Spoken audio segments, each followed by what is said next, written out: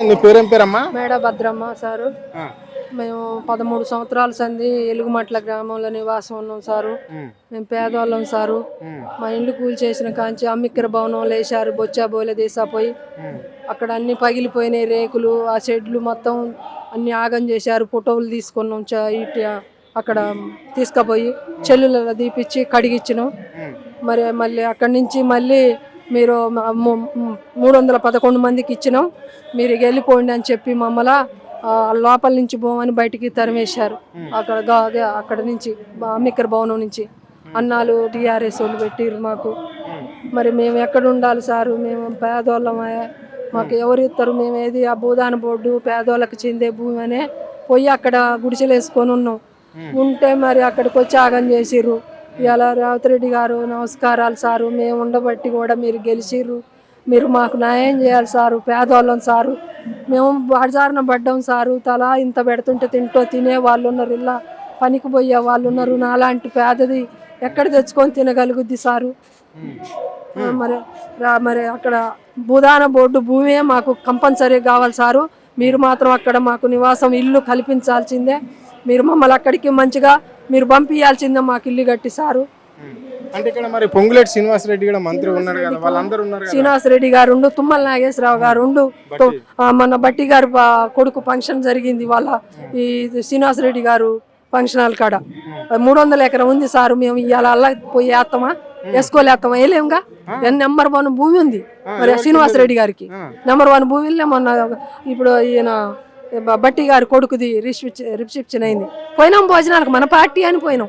ఎందుకు పోయినాం సారు? అదే మేము మంచి వాళ్ళం కాకపోతే ఇవాళ మన ఇండ్లు కూల్చేశారు, మనం వాళ్ళ ఫంక్షన్కి ఎందుకు పోవాలని కట్టుగా ఉంటాం. అందరం పోయినాం సారు భోజనానికి, అందరం పోయినాం. మేము పేదవాళ్ళం కాబట్టే మేము పోయినాం సార్. కాంగ్రెస్ పార్టీ ఏం అన్యాయం చేసిర్రు, మమ్మల్ని అన్యాయం చేసిర్రు సారు. మాకు ఇల్లు కావాలి సారు, మీరేం చేయొద్దు. మేము పేదవాళ్ళం, మాకు అక్కడ నడిగడ్డ మీద మేము గుడిసెలు వేసుకున్నాం, ఆ భూములలోనే కూర్చేసిర్రు. ఆ భూములలోనే ఇప్పుడు 311 ఇండ్లు కూడా అక్కడ నివాసం కలిపియటం జరిగింది. మాకు కూడా 450 మంది ఇంకొన్నారు, వాళ్ళకు కూడా ఇవ్వాల్సిందే. ఫోటోలు తీసుకుర్రు, పేర్లు తీసుకుర్రు, మీడియంలో తీసుకుర్రు, అవి అబద్ధాలు కావు, నిజం మాట. వాళ్ళకానే ఉంది ఆధారం అంతా. పేర్లు పెట్టి పిలిచిర్రు, పలికిచ్చిర్రు, అమ్మిక్కర భవనం వాళ్ళు మాట్లాడిరు పేరున, అవన్నీ వాళ్ళకానే ఉన్నాయి సారు. ఏ చేసినా రేవంత్ రెడ్డి గారు ఒక మాట చెప్పితే ఇక్కడ నుంచి వాళ్ళు అక్కడ మాకు పనులు చేస్తారు సార్, మంత్రి గారు. అమ్మా నీ పేరేం పేరు? నా పేరు విజయమ్మ సార్. నేను రేవంత్ రెడ్డి గారికి వేల వందనాలు తెలుపుకుంటున్నాను సార్. నాకు ఇక 24వ తారీఖు కాడ నుంచి, గత పోయిన నెల 24వ తారీఖు కాడ నుంచి మేము ఇదే సంధి తిరుగుడు తిండి తిప్పలు లేకుండా అక్కడ అప్లికేషన్లు ఇస్తున్నాం. సార్ ఏదైనా సాయం చేస్తాడో, మాకు ఇల్లు ఒక్కటి ఇస్తాడని ఒక్కొక్క ఆశతోటి తిరుగుతున్నాం సార్. మేము ఎన్నో అప్లికేషన్లు ఇచ్చినాం, కలెక్టర్ గారి దగ్గరికి వెళ్ళినాం మేము, కానీ స్పందించలేదు. ఇక ఇక్కడ హైదరాబాదు ఈ రేవంత్ రెడ్డి గారికి వచ్చి ఈ మంత్రి గారినైనా కోరుకుందామని ఇంత దూరం వచ్చినాం. మేము అప్లికేషన్లు ఇచ్చినాయి, వాటికి వీటికి తిరుగుకుంటా, పని లేదు, ఏమీ లేదు, తిండి లేదు, తిప్పలేదు. మేము 300 మందికి ఒక్కరికే 311 మంది వాళ్ళే అర్హులు అంటున్నారు. అంబేద్కర్ భవనంలో వేశారు. ఒక 20 రోజుల దాకా మమ్మల్ని చూసిన వాళ్ళు ఎవరూ లేరు. ఇక ఎవరో బయట నుంచి దాతలు వచ్చి అన్నం పెట్టి వాళ్ళు ఇల్లు చూసి పెట్టారు. తర్వాత ఈ 311 మందికి ఇచ్చినాక ఎటోళ్ళు అటు వెళ్ళిపోండి అని పంపించేశారు. ఎక్కడైనా కావాలంటే మీరు వచ్చి ఎత్తాం, సర్వే చేస్తాం అన్నారు. ఇంతవరకు ఏమీ రాలేదు. నెల 15 రోజులు అవుతుంది.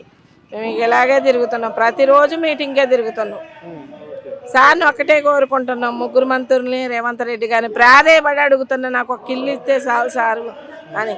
నేను లాసిపోయినందుకు ఇది పరిస్థితి. ఈ అమ్మల ఆవేదన మనం చూస్తున్నాం కదా. అంటే ఇక్కడ మేము చాలా నిరుపేద కుటుంబాలకు చెందిన వాళ్ళము, అణగారిన వర్గాలకు చెందిన వాళ్ళము అని చెప్పేసి మా ఇండ్లు కూల్చేశారు, గుంజుకున్నారు. ఓకే, సంతోషమే. కానీ 3 మంత్రులు ఈ జిల్లాలో ఉన్నారు.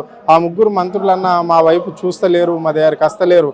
పేదలు కదా అని చెప్పేసి మమ్మల్ని ఓటు రూపంలో వాడుకున్నారు. మొన్న మేము పోయినాం బట్టి విక్రమార్క, ఎందుకంటే మా పార్టీకి సంబంధించిన నాయకుడు, డిప్యూటీ సీఎం కాబట్టి ఆయన ఫంక్షన్ చేస్తే ఆయన దగ్గరికి కూడా మేమందరం భోజనానికి పోయినాం. మాకు పిలవకుండా మా ఇల్లు ఈ ప్రభుత్వం కూడగొట్టిన ఇంకా మాకు నమ్మిక ఉంది. అదే మా పొంగులేటి శ్రీనివాసరెడ్డి అని చెప్తే ఆయనకు 1000 ఎకరాల భూమి ఉన్న మేము మినిమం ఒక గజమైన భూమి ఆయన గుంటలు అడుగుతున్నామా అంటే మేము పేదోళ్ళము, మాకు ఆ దమ్ము లేదు, ఆ ధైర్యం లేదు, పటేన్లతో కొట్లాడే దమ్ము మాకు లేకనే మేము అడగలేదు.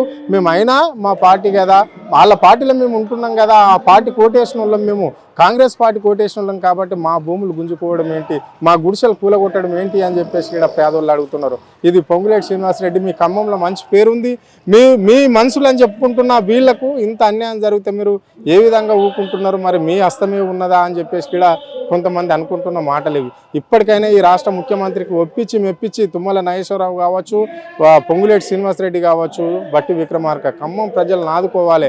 ఎందుకంటే వాళ్ళంతా కాంగ్రెస్ పార్టీకి సంబంధించిన వాళ్ళు, మేము నడి రోడ్డు మీద ఉంచారు. అందులో మేము పేదలము, బీదలము, మేము దళిత కులాలకు చెందిన వాళ్ళము, ఎస్సీ ఎస్టీ బీసీ మైనార్టీలకు చెందిన వాళ్ళమే కాబట్టి, అనగారిన వాళ్ళం కాబట్టి మమ్మల్ని నువ్వు కన్ను చూడాలి అని చెప్పేసి కూడా 2 నెలల నుంచి కూడా తింటే తిండి లేదు, పండుకుంటే నిద్ర రాని పరిస్థితి ఉంది అని చెప్పేసి కూడా ఆ మహిళలు చెప్పడం అనేది జరుగుతుంది. ఇలాంటి పేద మహిళలను నిజమైన వాళ్ళకి పట్టాలు ఇవ్వాలి.